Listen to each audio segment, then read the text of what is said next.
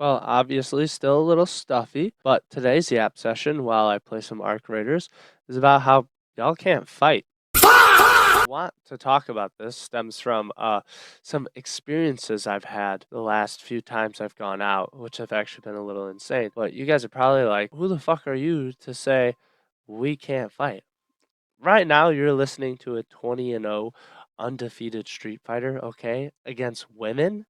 So I kind of know what I'm talking about. No, I'm joking. I have like 5 years, a little over 5 years of experience in striking sports and grappling and combining them in MMA bouts, stuff like that. I don't want to dive too much into it, but I have it's a CT, 15 fights in total, and then some grappling matches. So some experience. But even with all that experience that I have, and I would like to believe I'm a decent fighter, I'm not walking around confident as fuck just trying to swing on people like that.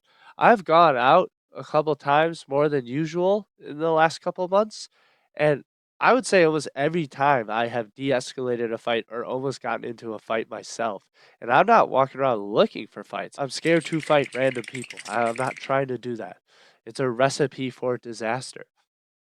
And most of the people I've ran into that are trying to start fights are coming at me with their chin up in the air, trying to get in my face. Like, bro, that's the first thing they teach you not to do is just stick your chin up in there. It doesn't make sense to me. Like, clearly, y'all don't know how to fight, and you're trying to fight people. I want to go over where I think some of these delusions stem from. I think one is most people haven't been in an actual fight, or at least they haven't been in one since they were in middle school. So their perception and their memories of what a fight is like is very different. When you're in middle school, y'all don't have power like that to knock each other out, okay? So whatever little brawl you got into is not what a fight with another grown man is like, okay?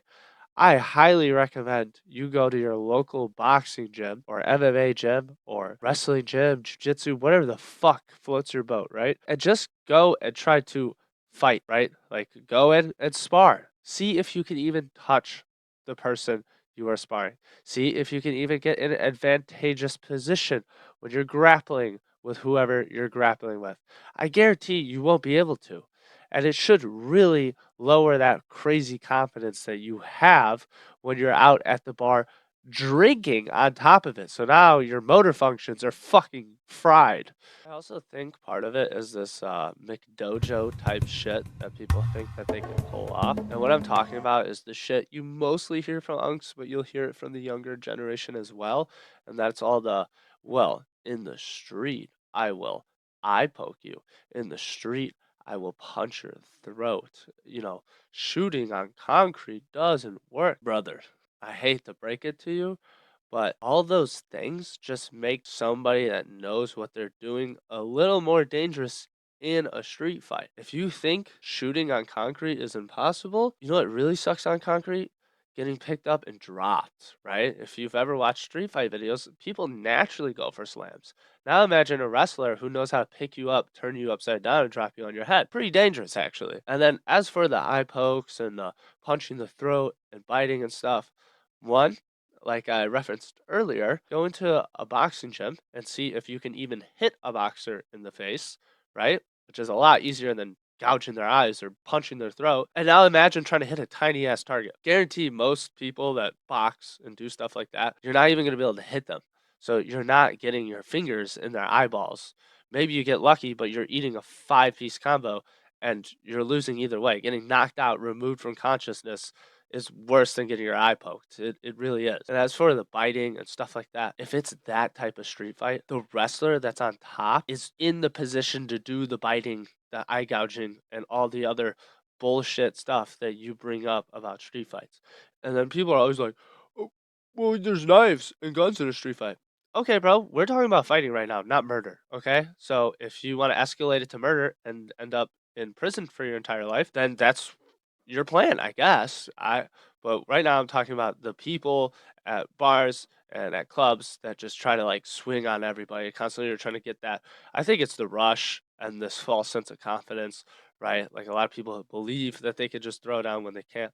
But people always water it down to knives and guns and stuff. It's like, okay, if you catch a body, then I guess. If you're just walking around waiting to murder somebody as opposed to fight them, we're talking about fighting right now. So I think that's one of the big problems is people think they just have like this inner beast that's going to get unleashed once they get into a fight, and they're just going to poke everybody's eyeballs and karate chop their throat, and then they're going to win against somebody who's trained because I don't know, they have like a wolf inside them or some shit. I don't know. Lastly, something that I don't think people really talk about, and I think this influences people to think that they can fight when they can't, and that is watching combat sports. Because people watch combat sports and they see stuff and they think that they can just mimic it because they've watched it. I think that's because some sports it is easier to mimic. Like you could watch an NBA player dribble between their legs and do all that stuff, and then you could copy it. Obviously, there are crazy things that separate you and the NBA player, but you could go to your local gym and dribble around and copy those things, and it might work somewhat, but you can do it. You get what I'm saying? With fighting, I think what non-fighters don't understand is yes, there's techniques and there's stuff like that. But one of the biggest things is understanding timing and distance. Understanding where your punches land, your arm length, footwork to get in and out, the defense around that as well. And if you watch Conor McGregor throw a 1-2, maybe turn around and mimic it, but throwing it on a moving target without repping the understanding of your range over and over and over again, you're just not going to land those punches. So I think people watch and then they try to mimic and they think that they can mimic and they go, oh, fuck, dude, like I can kind of fight, I can kind of box. I watched, this guy fucking throw the 1, 2, 3. I could do it. Maybe you can. Maybe you can mimic the technique, but you can't pull that off against a moving, resisting target that drastically changes it. On top of that, a big part of fighting is being comfortable with getting hit. Like obviously, you don't want to be CTE'd out if you compete in the sport, just constantly getting your bell rung. But you do need to know how to get hit, exchange back, how to not turn your head, which is like instinctual. A lot of people get hit and instantly start turning their head. I know I had to drill that out of me. I had been in street fights, right? I thought I was a quote unquote fighter. I started doing the sport because I enjoyed fighting, right? I still, even though I had been hit before, realized that there was huge instinctual things like closing my eyes, turning my head if people started really landing combos. Because that's the difference. A lot of like quote unquote street fights, right? It's two kids swinging, right? Good fighters will hit you 3, 4, 5 times and you instinctually turn your head. So those two things, not understanding the range and all that stuff, like there's this whole hidden element of fighting, and then the being comfortable in the fire, basically. That sounds cringe, but it's true. Those two things play heavily. I also think with other sports, because people are always like, well, you wouldn't think you could be the NBA player. I think a lot of people make excuses as of like why they couldn't play in the NBA or in the NFL because of size, right? Like I think a lot of people are like, well, if I was 6'6", like that's what separates us is this guy's 6'6". There's a lot of things. The way they twitch, the way they move, the way they understand how to beat that first step. There's other stuff to it. It's not just being 6'6". Yes, you have to be 6'6", or not 6'6", but you have to be tall as shit to be in the NBA. But there's a lot of tall people out there, and there's a lot of tall people not in the NBA because there's a lot more to it. But I think it's easier for viewers at home to just be like, damn, that guy's 6'6", therefore that's why he's better than. Whereas fighting, you see average sized, average looking dudes, and they go, oh, I can mimic it. Oh, well, Peter Yan is like 5'5", 5'6". He's a fucking midget. If I just eye poked and throw punched, I'd be good. No. So I think that really is what differentiates fighting from other sports where people watch it and think they could copy it. Is because they don't see the hidden stuff on the side, like distance and stuff like that, being comfortable getting hit. Also, the conditioning. Conditioning and fighting is fucking insane. I did play basketball before fighting. It's another level, okay?